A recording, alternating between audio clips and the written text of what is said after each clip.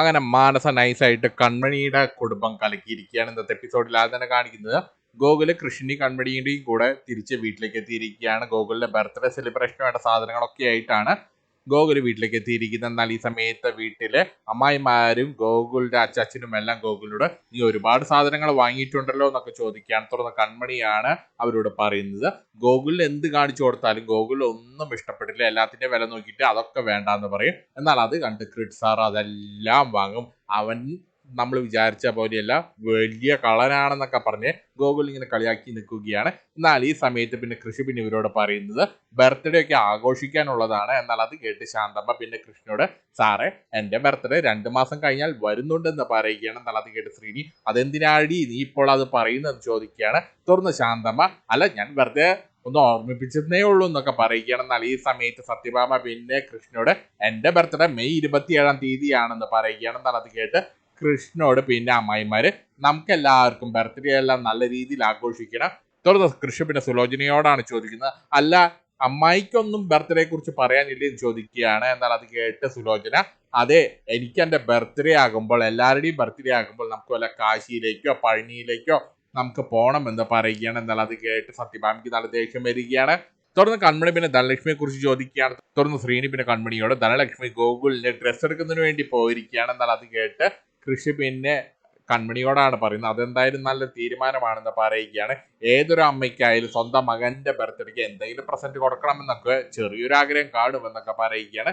എന്നാൽ ഈ സമയത്ത് കൃഷി അത് പറയുമ്പോൾ സങ്കടത്തോടുകൂടിയാണ് പറയുന്നത്. പക്ഷെ കൃഷി പറഞ്ഞതിന്റെ അർത്ഥം കൺമണിക്കും ശ്രീനിക്കെല്ലാം മനസ്സിലാകുന്നുണ്ട്. തുടർന്ന് കൃഷി പിന്നെ ഇവരോടെല്ലാവരോടും യാത്ര പറഞ്ഞ് ഞാൻ പോവുകയാണെന്ന് പറഞ്ഞുകൊണ്ട് അവിടുന്ന് പോവുകയാണ്. എന്നാൽ ഈ സമയത്ത് കൺമണി കൃഷിന്റെ പുറകെ തന്നെ ചെല്ലുകയാണ്. എന്നാൽ ഈ സമയത്ത് ശാന്തമ്മ കൃഷും കൺമണിയും അവിടെ ഒറ്റയ്ക്ക് മാറി നിന്ന് എന്താണ് കാണിക്കുന്നതെന്ന് ഇങ്ങനെ ഒളിഞ്ഞു നോക്കുകയാണ്. തുടർന്ന് കൺമണിയോട് കൃഷി നന്ദി പറയുകയാണ്. ഇങ്ങനെ ഒരു അവസരം, ഇങ്ങനെ ഒരു നല്ലൊരു ദിവസം ഉണ്ടാക്കി തന്നതിന് കൺമണിയോട് താങ്ക്സ് എന്ന് പറഞ്ഞുകൊണ്ട് കൃഷി അവിടുന്ന് കാറിൽ കയറി അവിടുന്ന് പോവുകയാണ്. തുടർന്ന് കൃഷി അവിടുന്ന് പോയ ശേഷം കൺമണി വീടിന്റെ അകത്തേക്ക് കയറാൻ നേരെ ശാന്തമ്മ പിന്നെ കൺമണിയോട് അയ്യോ ഇത് മോശമായി കൺമണി, ഞാൻ ഒരുപാട് പ്രതീക്ഷിച്ചു, നീ എന്താണ് അങ്ങനെയൊന്നും ചെയ്യാഞ്ഞെന്ന് ചോദിക്കുകയാണ്. എന്നാൽ അത് കേട്ട് കൺമണി അമ്മ ഇതെന്താണ് പറയുന്നതെന്ന് ചോദിക്കുമ്പോൾ ശാന്തമ്മ പിന്നെ കൺമണിയോട് നീ ക്രിഡ് സാറിനെ പോകാൻ നേരം കെട്ടിപ്പിടിച്ച് ഉമ്മയൊന്നും കൊടുത്തില്ലല്ലോ എന്ന് പറയുകയാണ്. എന്നാൽ അത് കേട്ട് കൺമണി ഒന്ന് നാണിച്ചു നിൽക്കുകയാണ്.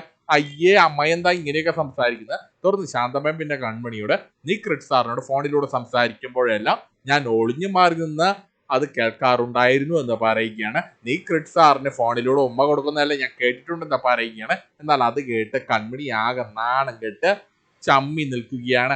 അയ്യേ ഇതെന്ത് വൃത്തികെട്ട സ്വഭാവമാണ് എന്ന് പറഞ്ഞുകൊണ്ട് നല്ല ദേഷ്യത്തിൽ കൺമണി അകത്തേക്ക് കയറി പോവുകയാണ്. തുറന്നു കാണിക്കുന്ന മാനസിയാണ്. മാനസ ധനലക്ഷ്മിയെ കണ്ടിങ്ങനെ കാത്തു നിൽക്കുകയാണ്. ഈ സമയത്ത് വരുൺ അവിടെ കാറിൽ പോയി ഒളിക്കുകയാണ്. തുറന്ന് മാനസയുടെ അടുത്തേക്ക് ധനലക്ഷ്മി വരികയാണ്. യാദൃശ്ചികമായി കണ്ട പോലെയാണ് മാനസിയുടെ അടുത്തേക്ക് ധനലക്ഷ്മി വരുന്നത്. തുടർന്ന് ധനലക്ഷ്മി പിന്നെ മാനസിയോട് വിശേഷങ്ങളെല്ലാം ചോദിക്കുകയാണ്. തുടർന്ന് ധനലക്ഷ്മി ഞാൻ എൻ്റെ മകൻ ഗോകുലിന്റെ ബർത്ത്ഡേ ആണ് വരുന്നത്, അവന് വേണ്ട സാധനങ്ങൾ ബർത്ത്ഡേ ഗിഫ്റ്റ് വാങ്ങാൻ പോയതാണ്, ഡ്രസ്സ് വാങ്ങാൻ പോയതാണ് എന്നുള്ളത് കേട്ട് മാനസ കുറച്ച് ക്യാഷ് എടുത്തിട്ട് ധനലക്ഷ്മിക്ക് കൊടുക്കുകയാണ്. ഇത് മാനസാന്റി തന്ന ഗിഫ്റ്റ് ആണെന്ന് പറഞ്ഞാൽ മതി എന്ന് പറഞ്ഞുകൊണ്ട് നിർബന്ധിച്ച് ആ കാശ് കൊടുക്കുകയാണ്. എന്നാൽ ഈ സമയം ഒട്ടും താല്പര്യമില്ലാത്ത പോലെ മുഖത്ത് ഭാവം വരുത്തിക്കൊണ്ട് ധനലക്ഷ്മി ആ കാശ് വാങ്ങി വെക്കുകയാണ്. തുടർന്ന് ധനലക്ഷ്മി എങ്കിൽ ശരി ഞാൻ പോട്ടെ എന്ന് പറഞ്ഞുകൊണ്ട് അവിടുന്ന് പോകാൻ ഒരുങ്ങുമ്പോൾ മാനസ ധനലക്ഷ്മിയെ വിളിക്കുകയാണ്. അയ്യോ ധനലക്ഷ്മി ചേച്ചി എന്നാലും അത് വളരെ കഷ്ടമായി പോയല്ലേ എന്ന് ചോദിക്കുകയാണ്. എന്നാൽ അത് കേട്ട് ധനലക്ഷ്മിക്ക് ഒട്ടും തന്നെ കാര്യം മനസ്സിലാകുന്നില്ല. തുടർന്ന് ധനലക്ഷ്മി പിന്നെ മാനസി ഇത് എന്തിനെ കുറിച്ചാണ് സംസാരിക്കുന്നത്. തുടർന്ന് മാനസ ഒന്നും അറിയാത്ത പോലെ ഞാൻ പറഞ്ഞത് നമ്മുടെ കൺമണിയുടെയും കൃഷിന്റെ കാര്യമാണെന്ന് പറയുകയാണ്. എന്നാൽ അത് കേട്ട് അപ്പോഴും ധനലക്ഷ്മിക്ക് ഒന്നും തന്നെ മനസ്സിലാകുന്നില്ല. തുടർന്ന് ധനലക്ഷ്മി പിന്നെ ഒന്നും അറിയാത്ത പോലെ മാനസി പറയുന്നത് എന്താണെന്ന് എനിക്ക് മനസ്സിലാകുന്നില്ല എന്ന് പറയുകയാണ്. എന്നാൽ അത് കേട്ട് ധനലക്ഷ്മി ഓ ചേച്ചി എന്തിനാണ് എൻ്റെ അടുത്ത് ഈ കള്ളത്തരമെല്ലാം പറയുന്നത്, എനിക്കറിയാം ചേച്ചി അതൊക്കെ അറിഞ്ഞു കാണുമെന്ന് എനിക്കറിയാം. എന്നാൽ അത് കേട്ട് ധനലക്ഷ്മി സത്യമാണ് മാനസ ഞാൻ ഒന്നും അറിഞ്ഞിട്ടില്ല, എന്താണ് സംഭവം എന്ന് ചോദിക്കുകയാണ്. എന്നാൽ അത് കേട്ട് മാനസ അത് ശരി അപ്പൊ ചേച്ചി ഇതുവരെയായിട്ട് ഒന്നും അറിഞ്ഞില്ല എന്ന് ചോദിക്കുകയാണ്. കൃഷിന്റെയും കൺമണിയുടെയും കാര്യം ചേച്ചി ഇതുവരെയായിട്ടും അറിഞ്ഞില്ല എന്ന് ചോദിക്കുകയാണ്. എന്നാൽ അത് കേട്ട് ആകാംക്ഷ കൂടി ധനലക്ഷ്മി ഇല്ല ഞാനൊന്നും അറിഞ്ഞില്ല, എന്താണ് സംഭവം എന്ന് ചോദിക്കുകയാണ്. തുടർന്ന് വീണ്ടും മാനസ ധനലക്ഷ്മിയോട് കൃഷി ഇപ്പോൾ കൃഷിന്റെ വീട്ടിലല്ലല്ലോ താമസം. എന്നാൽ അത് കേട്ട് ധനലക്ഷ്മി അതെനിക്കറിയാം, കൃഷി എന്തോ അച്ഛനായിട്ട് എന്തോ ഒരു ചെറിയൊരു പിണക്കം, കൃഷി ഇപ്പോൾ വേറെ വീട്ടിലാണെന്നല്ലേ.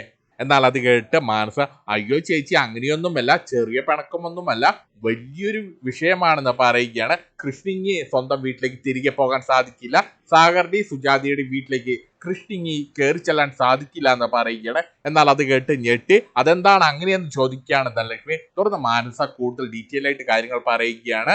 കൃഷ്ണയ്ക്ക് സാഗറിന്റെയും സുജാതയുടെയും വീട്ടിലേക്ക് കയറി ചെല്ലാൻ സാധിക്കില്ല, കൃഷ്ണ ഇപ്പോൾ സ്വത്തുക്കളോ ഒന്നും തന്നെയില്ല എന്ന് പറയുകയാണ്. കാരണം കൃഷ്ണ സാഗറിന്റെയും സുജാതയുടെയും മകനല്ല എന്ന് പറയുകയാണ്. സുജാതയല്ല കൃഷ്ണ പ്രസവിച്ചത്, കൃഷ്ണ ഒരു അനാഥനാണെന്ന് പറയുകയാണ്. എന്നാൽ അത് കേട്ട് വിശ്വസിക്കാനാകാതെ ഞെട്ടി നിൽക്കുകയാണ് ധനലക്ഷ്മി.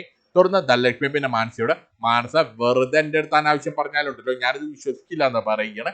എന്നാൽ അത് കേട്ട മാനസ ഞാൻ പറഞ്ഞത് സത്യമാണ്, കൃഷ്ണനെ അവർ എടുത്തു വളർത്തിയതാണ്.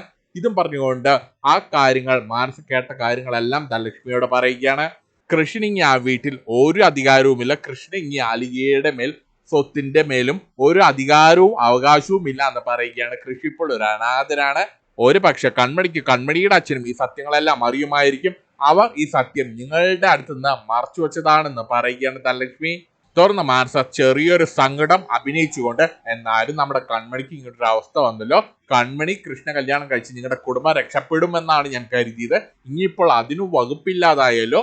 കാരണം കൺമണി കല്യാണം കഴിക്കാൻ പോകുന്നത് ഒരു അനാഥനെയാണല്ലോ, കൺമണി ഒരു അനാഥനെ കല്യാണം കഴിച്ചാൽ നിങ്ങളുടെ കുടുംബം ഇനി എങ്ങനെ രക്ഷപ്പെടുമെന്ന് തിരിച്ചു ചോദിക്കുകയാണ്. എന്നാൽ ആ ചോദ്യം കേട്ട് ഞെട്ടിക്കിളി പോയി നിൽക്കുകയാണ് ധനലക്ഷ്മി. അങ്ങനെ ധനലക്ഷ്മിയുടെ മനസ്സിലേക്ക് കുറെ തീയെല്ലാം കോരിയിട്ടുകൊണ്ട് മാനസ അവിടുന്ന് പോവുകയാണ്. തുടർന്ന് ധനലക്ഷ്മി അവിടുന്ന് പോയ ശേഷം വരുൺ വന്ന് മാനസയെ അഭിനന്ദിക്കുകയാണ്. എന്നാലും നീ ജാതി സാധനം തന്നെയാണ്, എത്ര പെട്ടെന്നാണ് നീ ഒരു കുടുംബം കലക്കിയത് എന്ന് പറഞ്ഞുകൊണ്ട് മാനസിക്ക് ഷെയ്ക്ക് ഹാൻഡ് കൊടുക്കുകയാണ്. ഇതും കാണിച്ചുകൊണ്ടാണ് ഇന്നത്തെ എപ്പിസോഡ് തീരുന്നത്.